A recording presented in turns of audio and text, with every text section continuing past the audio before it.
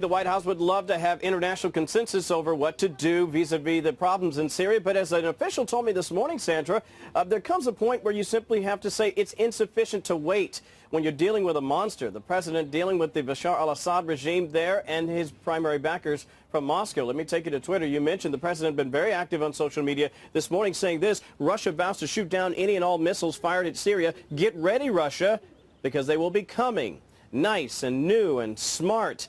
You shouldn't be partners with a gas-killing animal who kills his people and enjoys it. Now, that drew this response from the spokeswoman for the Russian Foreign Ministry. She said smart missiles must fly toward terrorists, not a legitimate government that has been fighting international terrorism in its territory for several years. Now, clearly, Sandra, you recall you were on the air then last April when the U.S. fired dozens of Tomahawk missiles into Syria, a direct response to the Assad government's slaughter of the Syrian people. Just yesterday in New York at the UN, U.S. Ambassador to the UN, Nikki Haley, implored the world body to act and to speak with one voice to stop Assad and the Russians. Now, for the White House perspective, officials here acknowledge that while the drumbeat of war may grow louder, the call to rein in the Assad regime is an important one.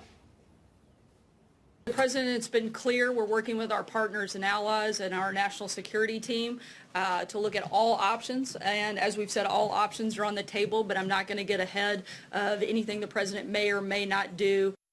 Press Secretary Sarah Sanders. I want to add this very quickly. I just got this from my colleague Lucas Tomlinson over at the Pentagon, a U.S. military official telling him the department does not comment on potential future military actions. No surprise there, but clearly they know something has to be done. As President Trump weighs a potential response to the chemical weapons attack in Syria last weekend, it's worth remembering how this disastrous war began 7 years ago.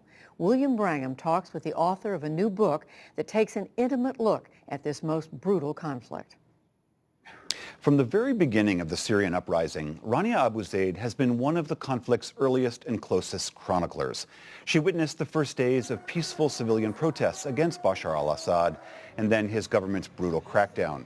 She was there for the rise of groups like the Islamic State, saw how the intervention of the Russians changed the tide of the conflict, and witnessed the transformation of a hopeful revolution into a grinding 7-year war.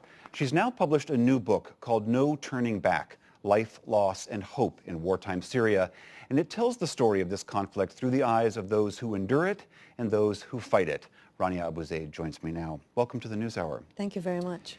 So let's start at the very beginning. You open the book with the story of a young man named Suleiman who is benefiting from all the privileges of life in Assad, Syria. This is in 2011. And yet, as the protests start to begin and his moment comes, he chooses to join the protests. I wonder, explain why. What was driving even men like him to rise up against the government? Suleiman was a man with everything, as you say. He had connections to the regime. He came from a family that had money. He had a great job. He had prospects. But he was very aware of his privilege, and he knew that most Syrians didn't have the opportunities that he had. And for Suleiman, that was enough to get out on the streets. And I chose Suleiman because there is a misconception, perhaps, that only people with nothing to lose are the ones who take to the streets, but that's not often the case. As you document in the book, it seemed apparent to both sides, the protesters and to the government, that right away this was a very serious matter. This was no idle protest. No, it was existential. From the very beginning, the protesters knew that when they went out on the streets, like one of the protesters told me, we will be hunted. They will be hunted if they don't succeed, if they lose. And the regime knew that it was also a fight for its survival. The way you tell this story is through a dozen or so different characters, and you toggle between them in time, chronologically. And I'm just curious, when you set out to do this, did you know that that was how you would tell this story, through so many different vignettes of so many different people? I knew that I wanted to show how history shaped people and how people shaped history. All of these different elements of the uprising were happening concurrently. So we had people out on the streets. We also had some Islamists who were planning, who saw, who had darker motivations, and they were planning for their moment when they could come forward and bring about some of the plans that they have for Syria. Very early on in the process, the Syrian government blacklisted you and said you can't enter the country. So that must have complicated the whole process for you. Yes, in the summer of 2011 I learned, and the Syrian government didn't even tell me, and I don't even know why I was blacklisted, but I learned through human rights organizations who had leaked lists of Syrian activists that my name was on that list. So that's how I learned of it. I don't know why. I have no way to appeal it, but I know that I am banned from the country. That's information that the regime, some members of the regime whom I know have also confirmed, and wanted by 3 of the state's 4 intelligence agencies. But it's also an indication of how the Syrian state operates, that somebody can be branded a spy and can be wanted without any means of recourse and without any understanding of why. One of the characters, very, very striking character, is this 9-year-old girl, Ruha, am I pronouncing it correctly? Yes. Why did you want her in this story? I wanted to show how war can affect a regular family, and I wanted to tell it through this little girl's eyes because she just was so precocious and she was so aware of what was happening around her, and she would explain that in ways that would stump me. She would really leave me speechless in some of the phrases that she would use to describe what was happening around her. And I followed Ruha and her family for 6 years. I followed many families, but I wanted to focus on her. And I saw how she changed and how war affected even little girls. For Americans who have been following this conflict largely through newspapers and television, can you help them understand why this conflict has been going on for so long? The Syrian war has ceased to be about Syrians. It is an international proxy war with the Russians and the Iranians, Lebanese Hezbollah on the regime side, and you had the Saudis, the Qataris, the Turks, other Gulf states, the US and Europe on the opposition side. So it's much bigger than Syria, and it's much bigger than Syrians, and that is helping to fuel the conflict. Do you think that there's a time where something could have been done, that this could have been different, that the outcome for the Syrian people could have been different? When I speak to Syrians who are in the opposition, they point to their demand for a no-fly zone, for example. That's what they say. They say that had a no-fly zone been placed in parts of northern Syria, that perhaps the institutions of the opposition could have started to take form, hospitals could have operated without fear of airstrikes, that some of the millions of refugees who fled Syria could have found safe haven within their own borders. That's what some of the people in the opposition point to as a possible turning point.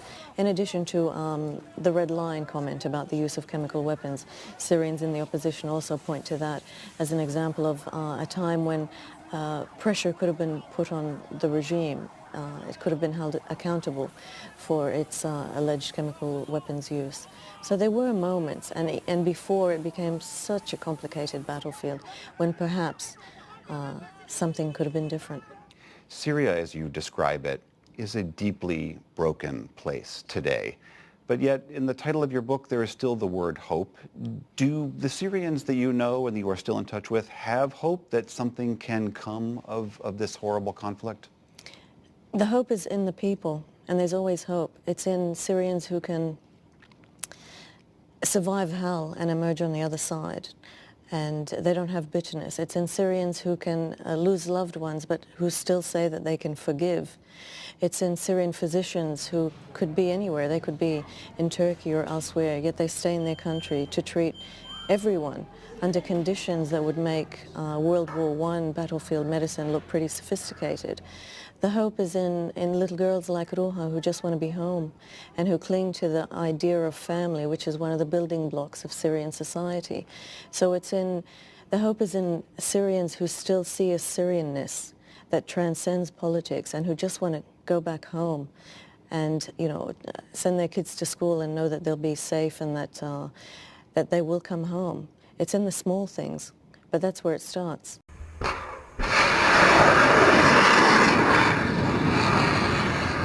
The last time the U.S. launched cruise missiles into Syria, it made sure to warn Russia the strike was coming. President Trump's ominous Wednesday tweets aren't quite the same thing, but they do make one thing clear. The U.S. really wants to avoid striking Russian forces in Syria. If the reported mail-in ballots from Russia's recent election are any indication, there are well over 2,000 Russian forces currently stationed in Syria to support the regime of Syrian President Bashar al-Assad. Russia said Wednesday it would deploy troops near the rebel-held town of Douma, where the regime allegedly carried out a suspected chemical weapons attack that left dozens dead. If any of those Russian forces are hit in a U.S. strike, Russia may feel compelled to retaliate. And since Russian soldiers are working closely with Assad's troops, it's tough to target Syria without putting Russians in the crosshairs as well. Russia's ambassador to Lebanon has warned that Russia would attempt to shoot down a U.S. missile strike and target the missile launch sites in response. But Russia might not be so quick to retaliate. The country probably doesn't want to get into a shooting war with the U.S. either. U.S. and Russian forces most recently clashed in February when U.S. strikes killed dozens of Russian citizens, helping Syria's government attack a rebel base. Russia downplayed the incident at the time, saying the dead Russians were private mercenaries not affiliated with the government. The Russian military forces in Syria are nominally protected by an S-400 air defence system as well as S-300 based on Russian naval vessels in the Eastern Mediterranean and a variety of lower-level point defence and medium-range systems. So what that essentially means is that the Russians have the capacity to shoot down at least some of the missiles launched in any US cruise missile attack. It's notable that last year, when the US hit Shayrat Air Base with 59 Tomahawks, Russian defences did not fire. There are several possible reasons for this, which have a bearing on today. First of all, typical practice would be for the Russians to fire two interceptors at every incoming cruise missile, which could very quickly deplete the number of very expensive, very large surface-to-air missiles that they have in Syria.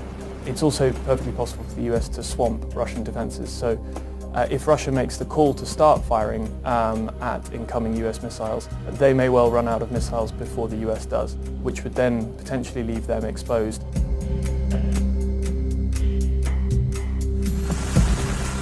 Russia is not capable of matching the US in conventional military terms on anything other than very localized sort of geographical and temporal areas where they choose to have a confrontation. The US massively more powerful in conventional terms. Russia, of course, still maintains a nuclear arsenal directly comparable to that of the US, indeed in some ways actually superior.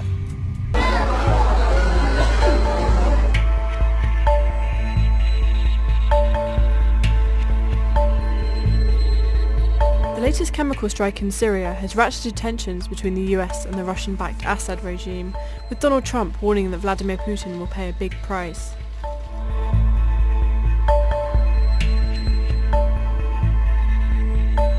Could it lead to World War III, and could the UK be dragged into it?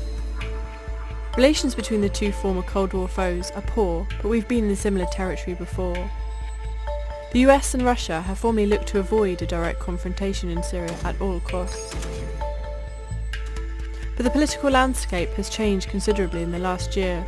Russia's sanctions have been expanded and its diplomats expelled from the UK over the poisoning of a former Russian spy, and now Israel has seemingly stirred the pot with a deadly airstrike on T4 or Tyros base in Homs. Theresa May has now signalled that Britain will consider military action to hold the regime and its backers to account.